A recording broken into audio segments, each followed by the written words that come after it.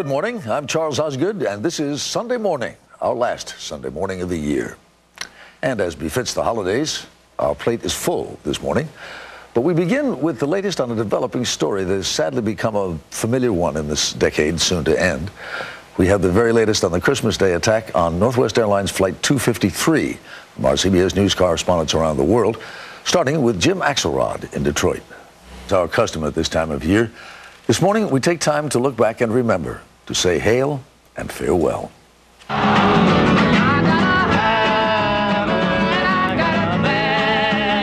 They were the voices of our times. That's the way it is.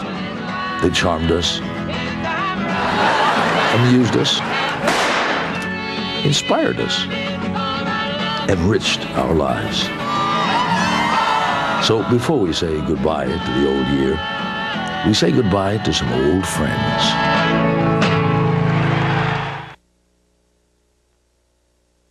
It's Sunday morning on CBS, and here again is Charles Osgood. It's a Sunday morning tradition. As each year draws to a close, we pause to offer a last goodbye to those who have left us in the past 12 months. Here then is our hail and farewell. You knocked me off of my feet now, baby.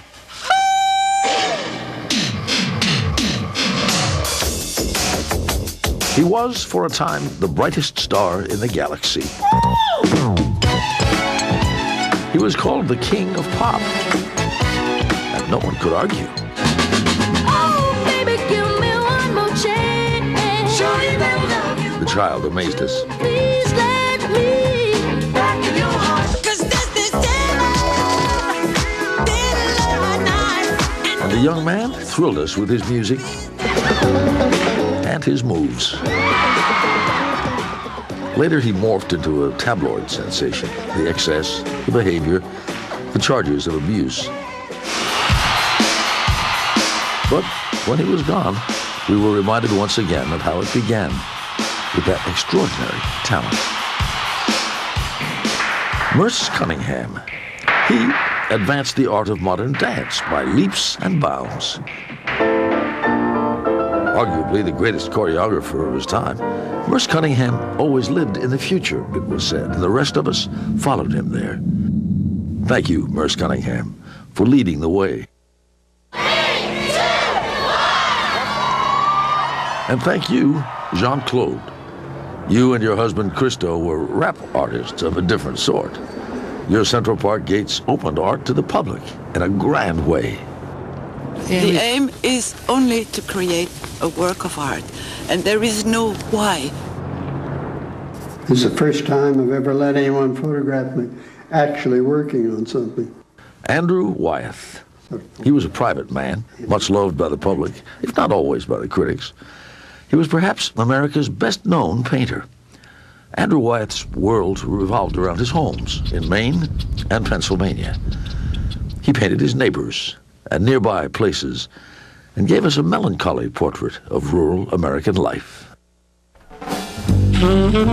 Roy DeCarava started out to be a painter, but that was lonely work.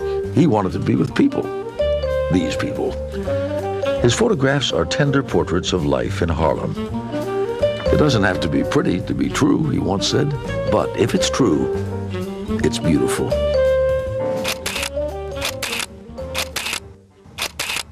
Irving Penn's pictures were truly beautiful. He photographed the famous and the fashionable, and his work made it to magazine covers and museum walls. On how many walls did this poster hang?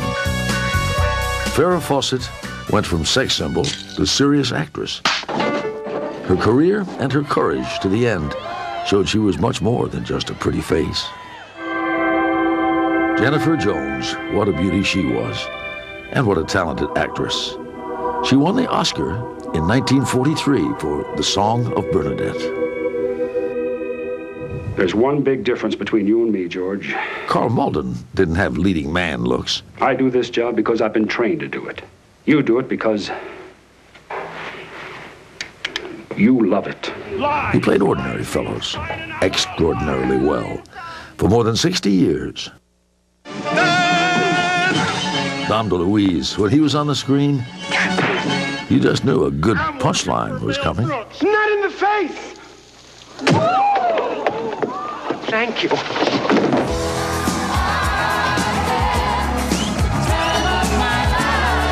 Patrick Swayze was as graceful as they come, even when he was Dirty Dancing. We said goodbye to him this year. He will hold me fast. The spotlight dimmed too soon on Natasha Richardson. She went into the family business and made a name for herself on stage and screen.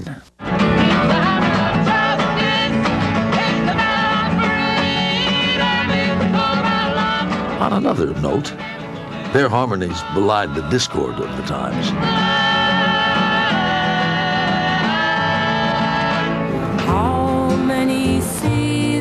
Folk singers Peter, Paul, and Mary were at the heart of the 60s protest movement, and Mary Travers was the heart of Peter, Paul, and Mary.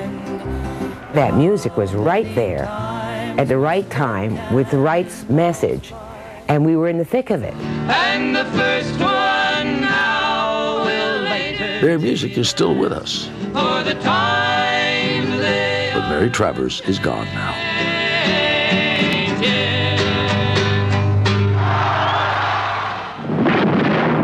Defense Secretary Robert Mcnamara.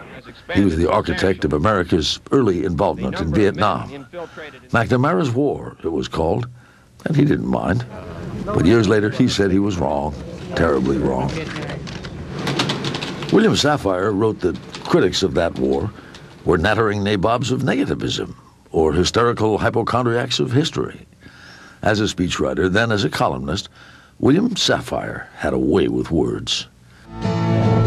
Teach your children well.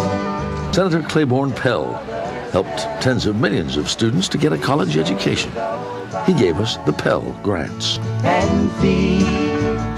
Generations of students learned about economics from Paul Samuelson. He wrote the book on it. Jack Kemp was an all-star on the football field. But it was in the political arena where he really excelled. As a champion of supply-side economics. Speaking of champions, Ingemar Johansson died this year. He was heavyweight boxing champion.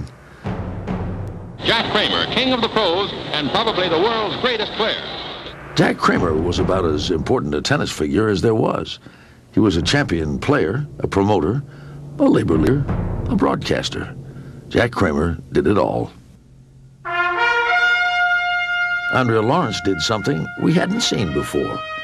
As a 19-year-old newlywed at the Winter Olympics in 1952, she won 2 gold medals in alpine skiing. No American had ever done that. No American has done it since. There are Olympics, and then there are the Special Olympics. Good luck, athletes. We can thank Eunice Kennedy Shriver for that.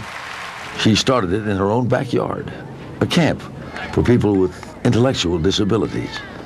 It grew to include 3 million athletes from 150 countries. In a family dedicated to public service, Eunice Kennedy Shriver had the biggest heart of all. Her brother Ted said that.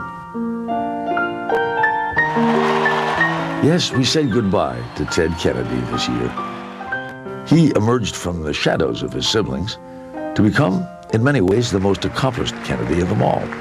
A child of privilege who championed those in need.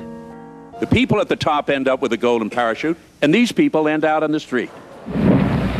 Despite immeasurable tragedy, some of it of his own making, this morning I entered a plea of guilty to the charge. He became one of the longest-serving and most influential senators in American history, the liberal lion and the keeper of the flame.